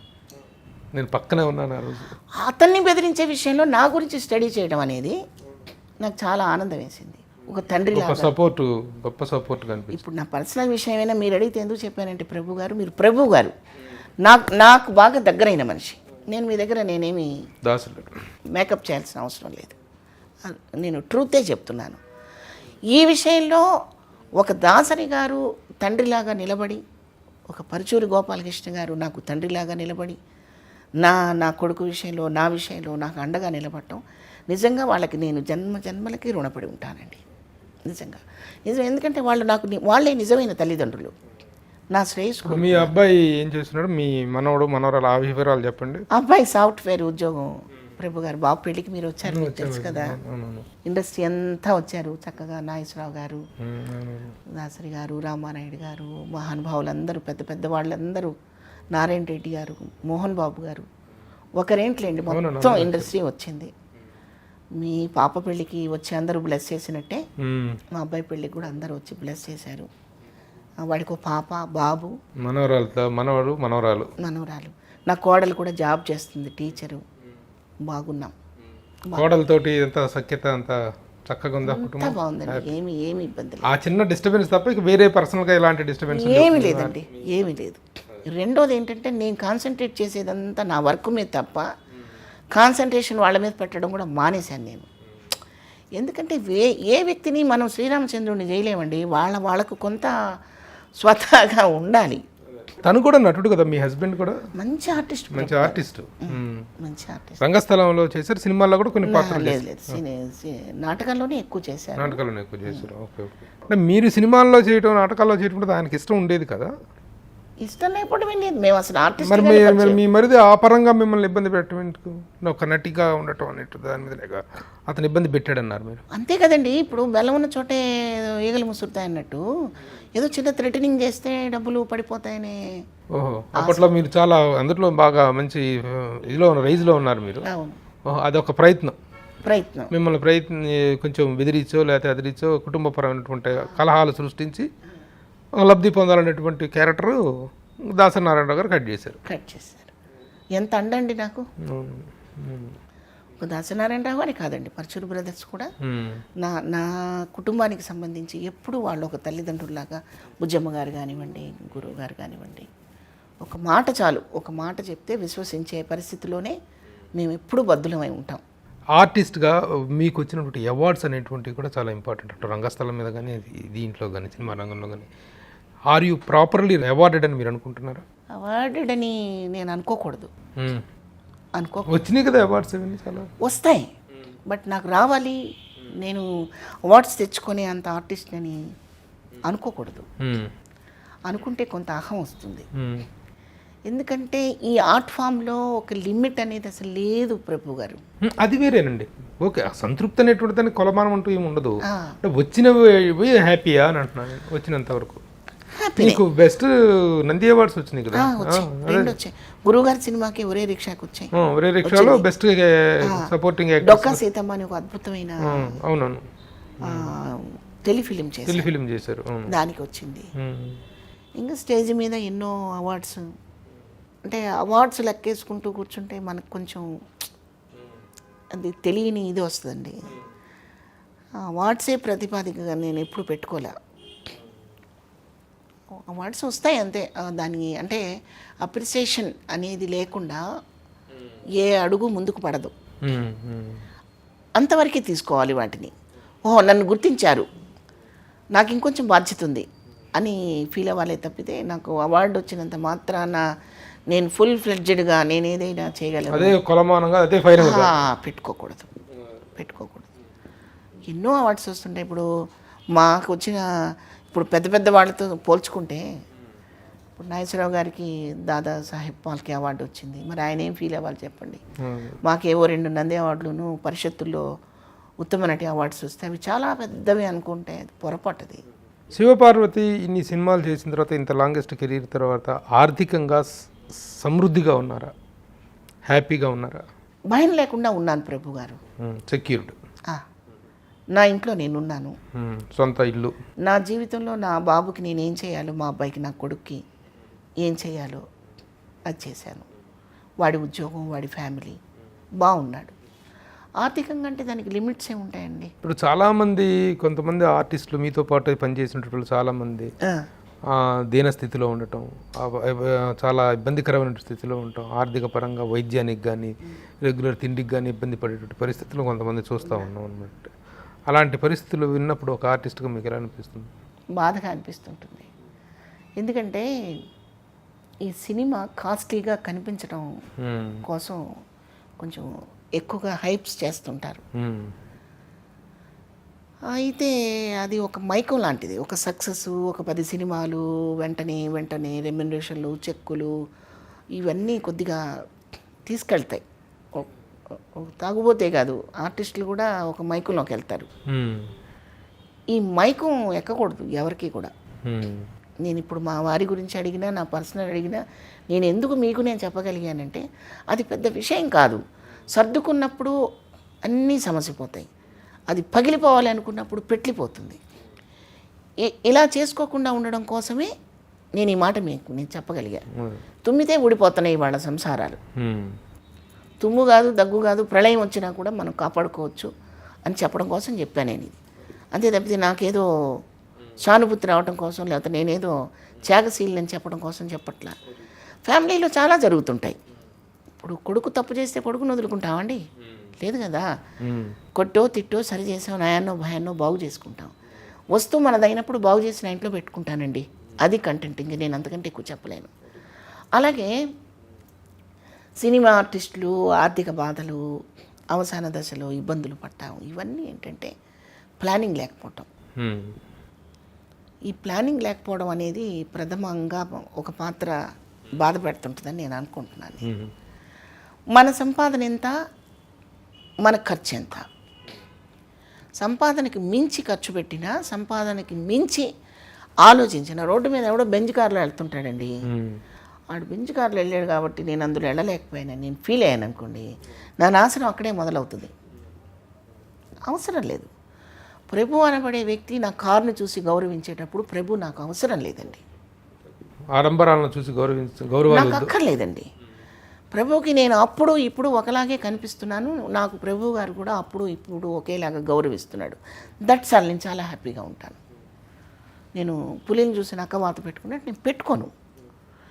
నేను ఆన్ స్క్రీన్లో మీ వర్క్ బాగా చేశానా లేదా అంతే. అలాగని నన్ను నేను అగౌరవపరచుకోను సుమా. నన్ను నేను ఎప్పుడు గౌరవపరచుకుంటాను. ప్రొడక్షన్ వాళ్ళు చక్కగా నన్ను గౌరవంగా తీసుకెళ్తారు, గౌరవంగా పంపుతారు, అంతవరకే. దీన్ని పోగొట్టుకోకుండా బతికినంతకాలం ఇది గర్వం కాదు, అహం కాదు, ఆత్మాభిమానమే. అంతే. ఒక్కసారి ఈ 30 సంవత్సరాల కెరీర్ సినిమా ఇండస్ట్రీలో, అంతకుముందు 16, ఒక నటి మనకు దాదాపు 50 సంవత్సరాల 45 సంవత్సరాల కెరీర్ మీది, 35 ఇయర్స్ ఆఫ్ కెరీర్. ఎలా అనిపిస్తుంది ఒక్కసారిగా ఈ శివపార్వతి అనేటువంటిది ఒకసారి అనలైజ్ చేసుకుంటే ఈ కెరీర్ని? How happy you feel, how regrets you feel? నేను హ్యాపీగా ఫీల్ అవుతాను ప్రభు గారు. ఎందుకంటే కష్టానికి సంబంధించిన ఫలితం ఉందా రాదా అని బేరీజు వేసుకుంటే మనకు లోటు అనిపిస్తుంది. మనం కష్టపడుతున్నాం, నాకు చాలా టాలెంట్ ఉందని నేను అనుకుంటే సరికాదు కదా, మీరు అనుకోవాలి. మీరు యాజ్ ఏ ప్రొడ్యూసర్గా, యాజ్ ఏ డైరెక్టర్గా నాకు మంచి క్యారెక్టర్ ఇవ్వాలి, ఇంకా హైప్కి తీసుకెళ్ళాలని మీరు అనుకున్నప్పుడు నేను ఇంకా ఎదగడానికి అవకాశం ఉంటుంది. ఇప్పుడు ప్రస్తుతం అక్కడ ఆగిపోయింది. నేను ఇందాకే చెప్పా మన సంభాషణలో, నేను ఇంకా చేయగలను, నాకు ఇంకా మెమరీ ఉంది, నాకు ఇంకా ఎనర్జీ ఉంది, కొన్ని పాత్రలు చేయడానికి నాకు అవకాశం ఇస్తే ఫుల్ ఫ్లెడ్జెడ్గా చేయగలను. హీరోలకి అమ్మే కాదు, హీరోయినే కాదు, నానమ్మలు ఉంటారు, అమ్మమ్మలు ఉంటారు, అక్కలు ఉంటారు, ఆ ఇంటికి పెద్ద ఇంకెవరై ఉంటారు. ఈ పాత్రలన్నింటినీ తీసుకొస్తే తప్పితే మేము బయటికి రాలేము. నేను ఒకదాన్నే కాదు, నేను కానీ అన్నపూర్ణ గారు కానివ్వండి, ఇంకొకళ్ళు కానివ్వండి, మాలాంటి వాళ్ళందరూ ఇట్లా కొంచెం మా మిగిలిన ఈ టైంని కూడా ఉపయోగించుకోవడానికి మీరు, మీ ప్రొడ్యూసర్లు, మీ డైరెక్టర్లు, మీ రైటర్స్ వీళ్ళందరూ కలిసి మనకి ఇటు మంచి ఆర్టిస్టులు ఉన్నారు, వాళ్ళని యూటిలైజ్ చేసుకోవాలని మీకు అనిపిస్తే మేము ఎప్పుడూ చేయడానికి సిద్ధంగానే ఉంటాం. ఇప్పటి వరకు జరిగిన దాంట్లో నేను సంతృప్తిగానే ఉన్నాను. నేనేదో కోల్పోయాను, నా టాలెంట్కి తగ్గ వేషాలు ఇవ్వలేదు అని నేను అనను. ఎందుకంటే చాలా అవసరం అండి. ఎందుకంటే నా టాలెంట్ని నేను నిర్ణయించేది నేను కాదు, నాకు నమ్మకమే ఉండాలి, చేయగలను అని నమ్మకం మాత్రమే ఉండాలి తప్ప నన్ను ఇంకా చిన్న చూపు చూశారు, నన్ను గుర్తించలేదు అని మిమ్మల్ని బ్లేమ్ చేయడానికి నేను సిద్ధంగా ఉండను. ఎందుకంటే మంచి పాత్రలు ఇచ్చారు కదా నాకు. అన్నమయ్య తీసుకోండి, సింహసింహం తీసుకోండి, రామానాయుడు గారి సినిమాలు ఎన్నో చేశాను. మరి అవన్నీ నన్ను గుర్తిస్తేనే కదా ఇచ్చారు. కొంత టైం అయిపోయిన తర్వాత నా ప్రతిభకు తగ్గ అవకాశాలు నాకు రావటం లేదనే టైటిల్ నేను పెట్టుకొని తిరగను. నాకు వద్దు. ఇప్పటికి కూడా ఏ సింపతీల కోసం కాదు, యూ హ్యావ్ కమ్ టు, మీరు వచ్చి మీ అద్భుతమైనటువంటి అనుభవాన్ని వాటిని ఆవిష్కరించడం కోసమే తప్ప సానుభూతి కోసం అస్సలు నాకున్న చాలా మంచి హ్యాబిట్ ఏంటంటే, నాకు సానుభూతి కాదు కావాల్సింది, ప్రొటెక్ట్ కావాలి, సానుభూతి కాదు. అరే మీకు ఇలాంటి పరిస్థితి వచ్చిందా, నాకెందుకు, నాకు అవసరం లేదు. నేను మెంటల్లీ కొంచెం స్ట్రాంగ్గానే నేను అనుకుంటున్నాను, లేకపోతే నేను హాస్పిటల్ నుంచి బయటకు వచ్చేదాన్ని కాదు. పునర్జన్మే, నిజంగా పునర్జన్మే. ఎందుకంటే జబ్బు ఎంతో నాకు తెలియదు, వాళ్ళకి తెలీదు. ఎక్స్పెరిమెంట్లు నాలాంటి చాలామంది మీద చేశారు. చాలామంది మనకు దూరం అయిపోయారు ప్రభు గారు, బాలసుబ్రహ్మణ్యం గారు, అటువంటి మహానుభావుడితో కూడా నేను యాక్ట్ చేశాను. ఆయనతో 2 సినిమాలు ఆయన కాంబినేషన్లో చేశాను. ఎంతో ఏడ్చాను, ఎంతో బాధపడ్డాను. అది చెప్పనలివి కాని బాధ. పొద్దున్నే ఆయన వాయిస్ వింటాను నేను ఏదో ఒక పాటలో. ఒక గణపతి శ్లోకం తీసుకోండి, బాబా పాట తీసుకోండి, ఏదైనా ఆయన వాయిస్ వినకుండా నేను నిద్ర లేవను. అటువంటి మహానుభావుల్ని ఎత్తుకెళ్ళిపోయింది. ఒక్కోసారి నాకు అనిపిస్తుంది నేను పోయినా బాగుండేది, ఆయన ఉంటే బాగుండి అనిపించింది నాకు. అంత ప్రేమ నాకు ఆయన అంటే. ఓకే అండి, శివపార్వతి గారు, యూ హ్యావ్ స్పైర్డ్ ఇనఫ్ టైం, చాలా సమయం కేటాయించి చాలా చక్కని విషయాలు చెప్పారు. శివపార్వతి గారు ఈ సుదీర్ఘమైనటువంటి ప్రస్థానం ఇంకా విజయవంతంగా కొనసాగాలని ఆశిస్తూ, ఆవిడ ఇంకా నేను నటించగలిగినటువంటి ఓపిక ఉంది, ఆ సత్తా ఉంది, చేయగలిగినటువంటి ఆసక్తి ఉంది అని అంటూ తనను తాను ఆఫర్ చేసుకోవటం అనేటువంటిది కూడా ఈ వయసులో కూడా షీఈ్ వెరీ మచ్ ఇంట్రెస్టెడ్. ఒక రకం పాత్రలే కాదు, అటు మదర్ పాత్రలు కానీ, నానమ్మ పాత్రలు, బామ్మ పాత్రలు లాంటివి కూడా మాకు చేసే అవకాశాలు ఉన్నాయి, మమ్మల్ని ఉపయోగించుకోండి అని చెప్పేసి ఆవిడ చెప్పడం అనేటువంటిది ఇప్పటికీ కూడా ఆవిడకి నటన పట్ల కానీ, కెరీర్ పట్ల కానీ ఉన్నటువంటి ఆసక్తికి, ఆ శ్రద్ధకి నిదర్శనంగా మనం భావించాల్సి ఉంటుంది. ఆ పరంగా ఆవిడకి ఇంకా ముందు కెరీర్ ఇంకా ప్రాస్పరస్గా సాగుతుందని ఆశిస్తూ, నమస్తే మేడం. థ్యాంక్ యూ ప్రభు గారు.